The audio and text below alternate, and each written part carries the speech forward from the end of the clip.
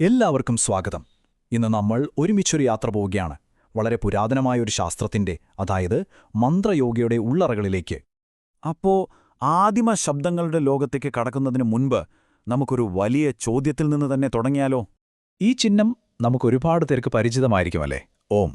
സത്യത്തിൽ നമ്മുടെ ഉള്ളിലേക്കുള്ള യാത്രയുടെ ആ ഒരു സ്റ്റാർട്ടിംഗ് പോയിന്റ് എന്ന് പറയുന്നത് ഇതാണ്. അപ്പോൾ മന്ത്രങ്ങൾ എന്താണെന്ന് ശരിക്കും മനസ്സിലാക്കണമെങ്കിൽ നമ്മൾ ആദ്യം അറിയേണ്ട ഒരു കാര്യമുണ്ട്. പുരാതന കാലം മുതൽക്കേ ശബ്ദത്തിന് കൽപ്പിച്ചു നൽകിയിട്ടുള്ള ഒരു ശക്തിയെക്കുറിച്ചാണ് നമ്മൾ ആദ്യം മനസ്സിലാക്കേണ്ടത്. അതായത് മന്ത്രം എന്ന വാക്ക് നോക്കിയാൽ അതിന്റെ കാതൽ എന്താണെന്ന് മനസ്സിലാകും. അതൊരു വെറും വാക്കല്ല, മറിച്ച് നമ്മുടെ ബോധത്തിൽ സ്വാധീനം ചെലുത്താൻ അല്ലെങ്കിൽ അതുമായി ചേർന്ന് പ്രവർത്തിക്കാൻ വേണ്ടി ഉണ്ടാക്കിയ ഒരു ഉപകരണം, ഒരു ടൂളാണത്.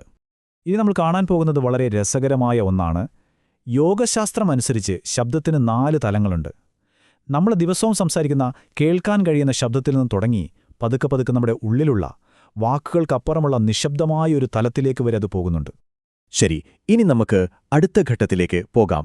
ഈ ഒരു ആശയം എങ്ങനെയാണ് ബീജമന്ത്രങ്ങൾ എന്നതിലേക്ക് എത്തുന്നത് എന്ന് നോക്കാം.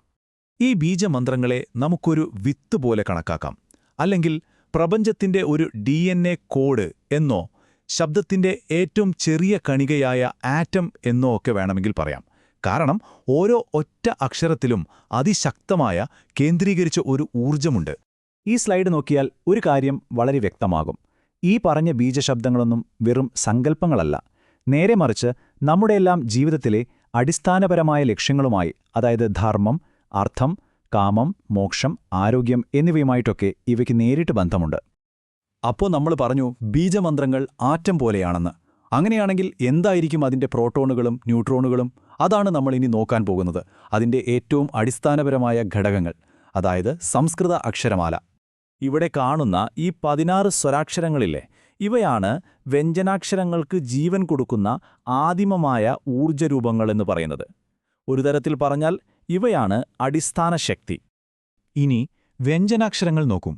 ഇവയെ 5 വീതമുള്ള ഗ്രൂപ്പുകളായി തിരിച്ചിട്ടുണ്ട്. ഇതിലെ ഓരോ ഗ്രൂപ്പും പ്രപഞ്ചത്തിന്റെ ഓരോ രൂപീകരണ തത്വത്തെയാണ് കാണിക്കുന്നത്.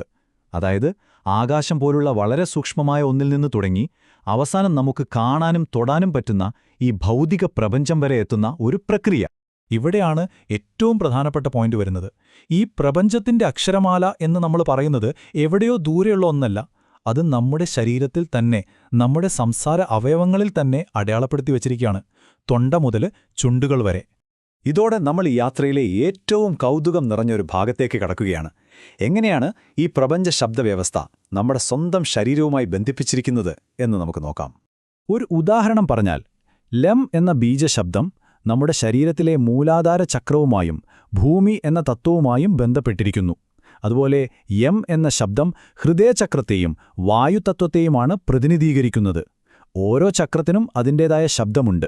ഈയൊരു ചിന്ത നമ്മളെ കൊണ്ടെത്തിക്കുന്നത് മന്ത്രപുരുഷൻ എന്ന അഗാധമായ ഒരാശയത്തിലേക്കാണ്.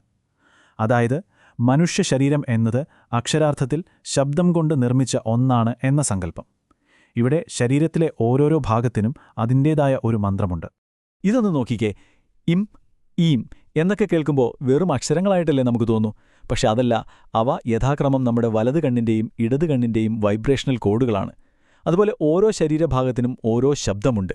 അപ്പോൾ ഇതിൽ നിന്നൊക്കെ നമ്മൾ മനസ്സിലാക്കേണ്ട പ്രധാന കാര്യം എന്താണെന്ന് വെച്ചാൽ, മന്ത്രം ചൊല്ലുമ്പോൾ നമ്മൾ വെറുതെ എന്തോ ഉരുടുകയല്ല ചെയ്യുന്നത്.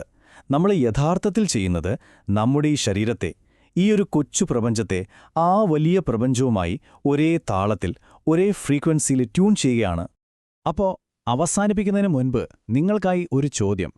ഈ പ്രപഞ്ചത്തെ മുഴുവൻ രൂപപ്പെടുത്തുന്നത് ശബ്ദമാണെങ്കിൽ ഒന്ന് ചിന്തിച്ചു നോക്കൂ, നിങ്ങളെ രൂപപ്പെടുത്തുന്ന ശബ്ദങ്ങൾ ഏതൊക്കെയാണ്?